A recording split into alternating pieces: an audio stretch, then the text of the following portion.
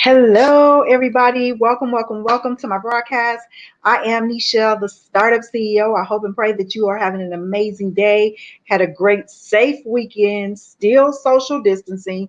Yes, we must protect ourselves at any cost and always, especially if we want to enjoy the summer and not go back on lockdown again. I'm still trying to figure out why these people out doing whatever. I'm that person that thinks in the future, and in the future says if I want to continue to live and exist and enjoy life, then I got to follow order, and that order is to take care of myself, be prepared to put my mask on at all times, and prepare and take care of those around me. So today we are going to talk about the home buying process. Yes, the market is still moving. Okay. I'm writing contracts on people purchasing homes, writing contracts on people that are selling their homes. And yes, we're still doing that investment thing as well. So don't be baffled just by based upon what we see what's going on Wall Street. Actually, Wall Street is looking pretty good, been in the green lately on some stocks. And so really excited about where we are and where we are going. And as I mentioned today, we're going to be talking about real estate and the home buying process and what you need to know and be aware of in the stage of purchasing a home. I'm often asked by many people, what should I know in advance, Nichelle, when it's time for me to start looking for a house? And the first thing that I always make people aware of is that we really need to make sure that your credit is on point. And I'm trying to make sure I'm centered. What does it mean when your credit is on point?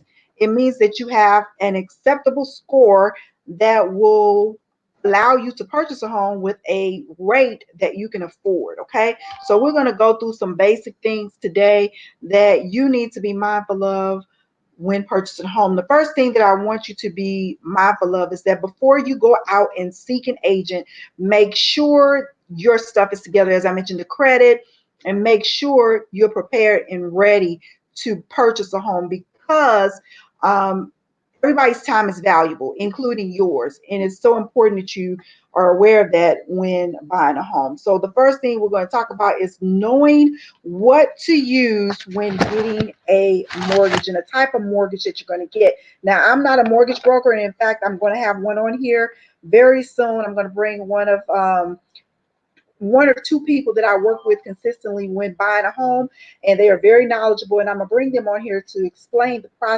process of purchasing a home with a mortgage because typically that's how most people buy a home that they're going to live in. They don't necessarily have cash, so they use a mortgage to do that. And the two that I work with, well, actually, it's three that I work with on a regular basis are VA, and typically you have to be a veteran or have been married to a veteran or something along those lines in order to qualify for that. So the first thing is the VA, the adjustable, and the fixed.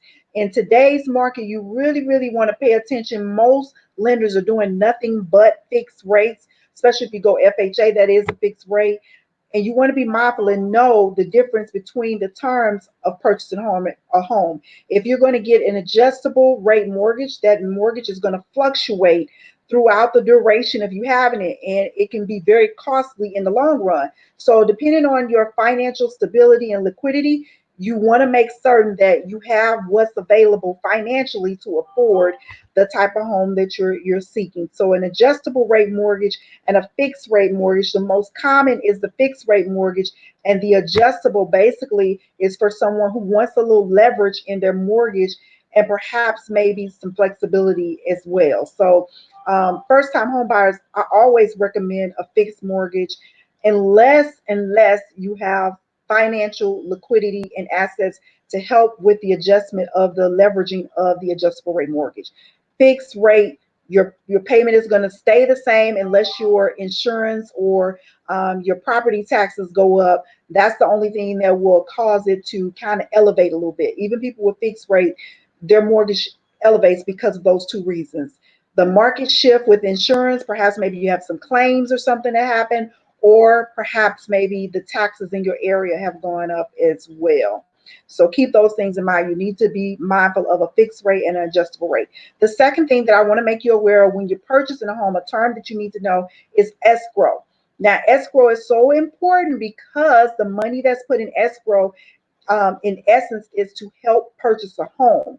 And money that's in escrow is put aside as a good faith with the responsible party. And that responsible party typically is the title company. However, some real estate companies keep money in escrow as well. Now, me personally, as a realtor, as a broker, I don't hold escrow. And I don't do that for several reasons. One, because I don't want to have the responsibility of holding your money or my client's money for that purpose. I think that it should go to the title company because those are the people that are typically doing the contract and closing on a deal. And so, excuse me, 1 minute, I got a client that's texting me here. So yeah, so I let the title company handle that. I don't want to be, I try to stay in my lane of expertise, and holding escrow is just too much involved with it, liability and all of that. So you want to make sure that you have money set aside for escrow. And escrow typically is for repairs, for closing, earnest deposit, all that kind of good stuff that goes towards the purchase of your home. So you need to know the term escrow, ESCROW. And that money, as I mentioned, will go towards the purchase of the home. So closing costs. This is something that people get stuck on all the time. Closing costs. People want down payment assistance. And as a realtor, right now we have programs that are available for down payment assistance.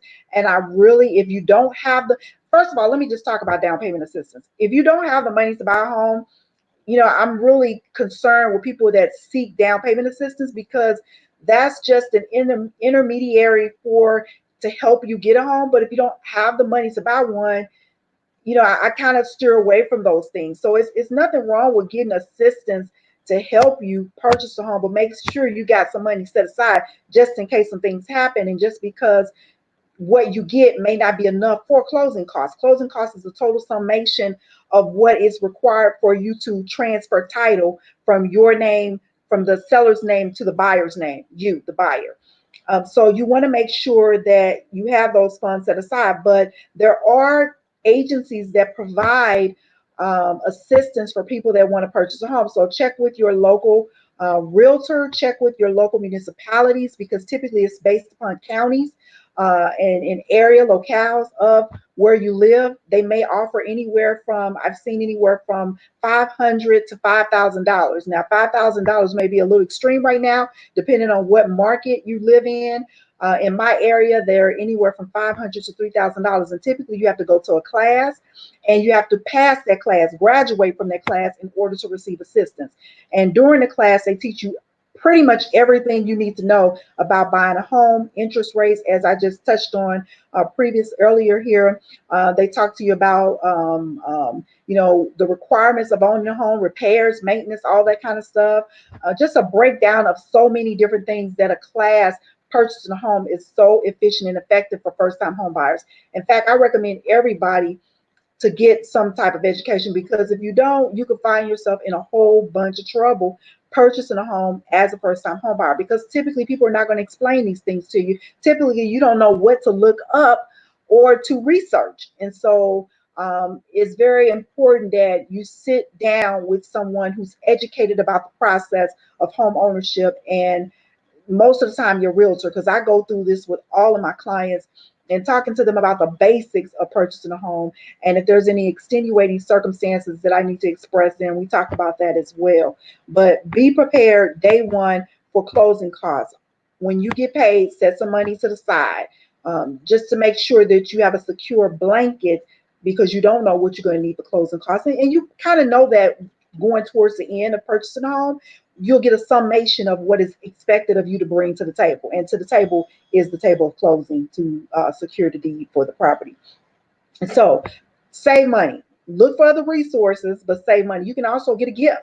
You can get a gift to purchase a home from a loved one, and it has to be designated as a gift. And those are great things to get from loved ones who, say, for instance, you're just getting married. Instead of going on having a big wedding or a huge honeymoon, ask for a gift for a house. What perfect way to start your life off. So those things can be asked, and it can be a part of your closing costs to help you with the burden or the large sum of money that comes in for closing costs. So I've had clients that came to the table with $0 in closing costs, and I've had some that the highest one I've had is $20,000 they had to bring to closing for a home.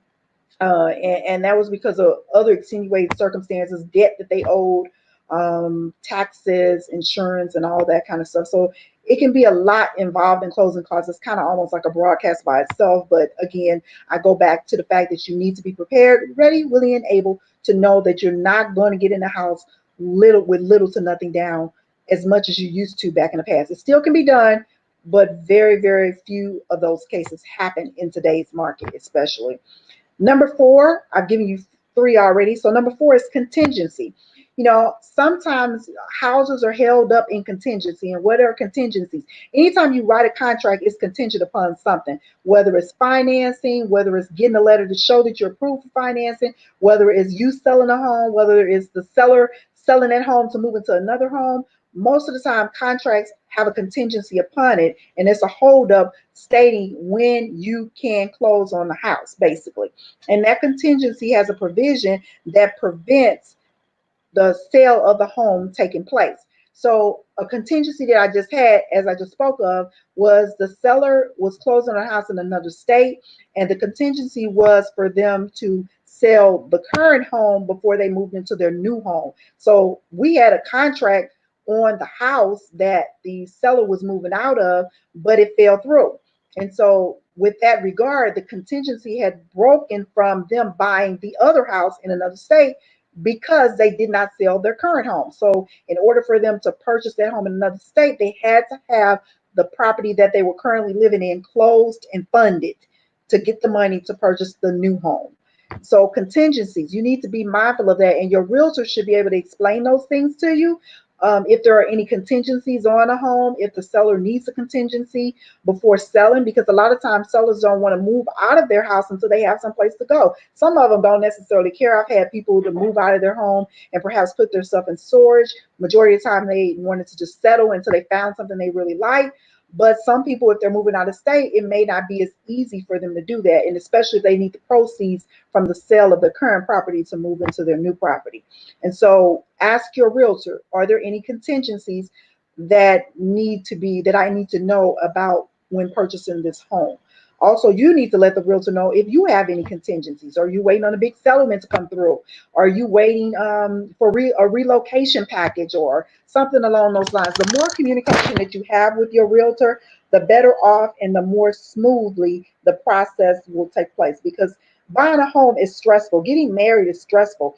The less stress that you have by open communication, the more the easier it will be. I hear so many horror stories about people purchasing homes, how they've had the worst realtor in the world, how the process was stressful, how they just didn't want to do it. But once you up under that contract, a contract is a binding legal agreement that unless something out of the norm, like an inspection is a contingency as well. The inspection goes horribly. The house had termites and you didn't want a house with termites. Those are all types of contingencies, the inspection that can stop the sale of the purchase of a home. So know the contingencies when going in, know what you need to do as a buyer. And if you're a seller, you need to know these things as well about how to protect yourself from contingencies occurring. Now, in my state, you don't need an attorney to close on a piece of real estate. You can just utilize a closing company, title company, and the agent. All those things are like integral parts and pieces of purchasing a home. In some states, like I'm licensed in, you have to have an attorney to close on a piece of real estate. So understand where you are, what's required for you to purchase and close on that home. Contingency is number four. Number five, an appraisal is so important. Why is an appraisal important? This literally tells the monetary value of the property that you're purchasing. Now, I work with buyers, sellers, investors, and I do commercial property as well. And I can't tell you the value that's added with an appraisal, because if you're purchasing a property and that property you offer, say for instance, you offer $100,000 on it, and the property is only worth $50,000. That means that the 50,000, the 100,000 that you're offering, that $50,000 really is going to go to the wayside. Why? Because it's only worth 50,000. And I would never ever, unless my clients really want it, because we can only make suggestions. I would never tell someone to purchase or buy a property that's unequal to the appraisal value.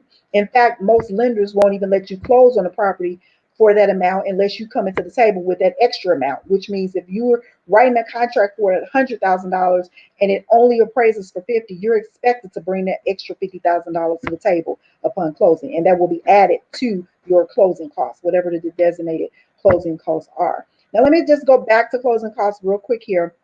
You can ask the seller to pay some of your closing costs, because a lot of times when I'm writing a contract, that's part of the negotiation of why it's so important to have a skilled, knowledgeable realtor, because we love negotiating. I love negotiating anything business. Okay. So we're sitting at the table negotiating your closing costs. I've had clients, as I mentioned, walk away with zero down because of asking the seller to pay for the closing costs. Now, most sellers, they'll pay a percentage. Back in the day, we used to get up to 6, 7, sometimes 8% of closing costs paid. Those days are clearly gone. Depending on the loan, FHA, if I'm not mistaken, 2 to 3% of the total loan amount. So you really have to know what type of loan, as I spoke of in the beginning, that you're getting, to see what amount of funds are they allowing for closing costs, because closing costs can make or break the deal. So you need to know that in advance. And with the appraisal, if the appraisal does not come in what the bank says it's worth, or what the appraisal company says this is the value that I'm going to give to the house, then that could be a dead deal too. So pay attention to the appraisal, because this is an unbiased estimate from a licensed appraiser that is giving the summation of the value of the property. And you don't want to buy something that's not worth the ground it sits on. Okay. You want to go into a property most of the time with some equity. And that's why it's so important to hire a skilled and licensed agent, because we can negotiate that for you. We know the hot buttons to push for a seller that will most of the time get them to say, yes, I'll go ahead and accept that. Now, nobody's going to get their property away. A lot of times I know I'm talking to people and they're like, I want them to pay all my closing costs. When you get in that house and you get ready to sell it, think about that from your perspective. Are you going to want somebody? Are you going to pay all of somebody's stuff? It really just depends on how motivated you are and how motivated the seller is. And I tell people that all the time. Depending on their motivation will depend on how much closing costs they're willing to pay. If they're ready to get up from under it right now, they may be willing to pay all of it. If they're not, they want to sit on it because they know they can possibly get a better offer with less or no closing costs. They may say, shoot, forget that. I don't need that. Okay. So be mindful of the appraisal and what it is, an attributed value of the purchase of the written estimate of the home that you're purchasing. So important. Understand the appraisal. Number 6, hazard insurance. Why is hazard insurance so important? Basically, because no lender is going to lend on a property unless it has hazard insurance. And what is hazard insurance? Homeowner's insurance. And the homeowner's insurance has to be at least equal to what the house is worth. Okay, as a licensed insurance person, they have to do the valuation and the summation of what the house is worth. And a lot of times they get that from the appraisal, and they can tell you if the house is worth that based upon the appraisal, and they value it at that amount. And that's what your insurance is. Now, I personally would not just get a house based upon what my house is worth, because property values increase. I want a little bit more just in case, but you're going to pay for that little bit of more. And homeowners insurance, depending on the area, can fluctuate. In my area, sometimes there's a lot of hailstorms and bad weather and all of that. So, of course, we're going to probably pay more than in an area that doesn't have it. Another area, Florida, is something that has had hurricanes. And so insurers look at all that, and they put that in the proposal when they're equating how much you need to pay for insurance. So you can't close on a home without homeowners insurance. Now, if you pay cash for it, that's a different story. You can close on a house without insurance, but I wouldn't do it, because that's an extreme liability that if something happens to the house, you stuck with it. Okay. At least with an insurance plan, you can secure the investment that you put into it, and perhaps maybe a little bit more if the house burns down, or if something happens to it by a freak of nature or anything along those lines. So don't buy a house with cash and not get insurance. If you pay insurance with getting a loan, obviously there's a lot to have that. Shop around for the best rate that you can financially afford that offers the most for the type of house that you're buying. Sometimes insurance is based on neighborhood. Theft, if there's theft in the neighborhood, is based upon that. It's based upon if you file claims in the past and you have a high claim value. And yes, they do check credit scores for insurance and offering insurance. And so it'll be based upon that as well. Number 7 is PMI, and that is private mortgage insurance. And typically, a lender will use this on a loan just in case you default. They have some kind of security blanket to get their money back. That's basically what PMI is, private mortgage insurance that a lender attaches to your loan. And yes, you have to pay that. And in some instances, if you pay on time on a regular basis, by year 5, they will take off the PMI, and that's not a part of your mortgage anymore. And of course, that's going to make your mortgage payment higher. PMI is insurance for the lender. So just like you need to get homeowners insurance, the lender gets it as well, just in case you default on a loan. And so you need to be mindful of that. That's part of your loan payment, the PMI. And this is typically required when you put more than 20% down on the purchase of a home. Number 8, title.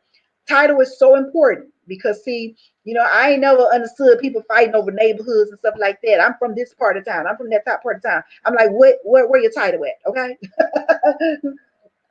Excuse me. Where's your title? Title is so important because what does title do? Deed and titles. And say, I own this land. Okay. I own this property. And that's what you should shoot for: titles, deeds, all that kind of stuff, because that means ownership. Now, I'm going to be real with you. I always tell people you don't own nothing until you have paid, unless you pay cash, pay the mortgage lender in full. Yes, our name is on the mortgage. Yes, our name is on title. But if your name is on title and you have a mortgage, that bank's name is on there too. PMI. Remember, I spoke of that earlier. So a title basically says that you have ownership in that property, and that if something happens to it, they're coming after you. And if you don't pay your mortgage, the bank is coming after you to get back what they loaned you to have. Okay, so keep that in mind. A title is so important because it states ownership. Now, this is something, number 9, that I'm going to express to you because a lot of people don't know this and they don't think of this when buying a home. DTI. What is DTI? DTI is debt to income, and basically is what you owe versus what you have coming in. So not your gross. You want to look at, and I always tell people to be mindful of this because typically a lot of times lenders back in the day used to look at gross. You want to be real. What is coming in my bank account when I get paid, after taxes, all that kind of good stuff. Okay. You want to make sure that your DTI is less, and typically it's about 30%. So you want to be mindful of DTI, your debt to income, what you got going out versus what you got coming in, because so you don't want to be house rich and poor. A lot of times when people are first time home buyers, that's basically what they are: house rich and poor. You want to have some leverage in your home that if you needed to refi, you got some money, liquidity in your house to refi and get some money out. You also want to be mindful that if you don't have any liquidity in your home, which means it's equity, you want to have an equity because anything could happen. You may have to sell. You don't want to lose money. You want to make money when selling and buying real estate. So DTI is so important, and it's really easy to sit down. If you basically just take your monthly debt and divide that by what you earn, it'll give you your DTI, your debt to income. And typically to purchase a home is 30%. You must be in that equivalent of homeownership or living expenses, DTI 30%. The last and final thing I want to share with you today is a HUD. A HUD one. Why is a HUD one so important? Because this breaks down everything, the cost of buying a home. And it is law that they have to provide you with the HUD so you know how much you're spending short term and long term on the purchase of the property that you're buying. Your HUD is so important for many reasons, and that HUD clearly states what the cost of home ownership is. You're going to see the closing costs on there, how much it costs for you to close with the title company, how much it costs for the agent's fees, how much it costs for the lender fees. All of those things are broken down on the HUD one statement. And at closing, when you bring your closing costs to the table, when the lender has sent over the final assessment of how much it's going to cost for them to lend this money to you, on the HUD, you'll see all those fees. broken down for you by law. It has to be stated. Okay, so that is my broadcast today. I hope and pray that this has been beneficial for you. If you found it beneficial, go ahead and share it with somebody. Look, sharing is caring, and not only that, knowledge is power, but knowledge is only power if you use it.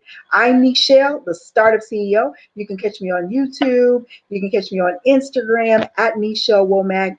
Triad Realty Group at Triad Realty Group on Instagram. I love to connect. I love to meet new people, and I love to make sure that you up level to your next level by providing you with information, business coaching, real estate coaching, and life coaching, so you can be the best you can possibly be and utilize the gifts that God has blessed you with. Thank you for being here. Blessings and peace. Until next time. I'm Nichelle. Make sure you subscribe if you're not already a family member. Make sure you do that, and check below for some links that I have available for you for other resources as it relates to real estate.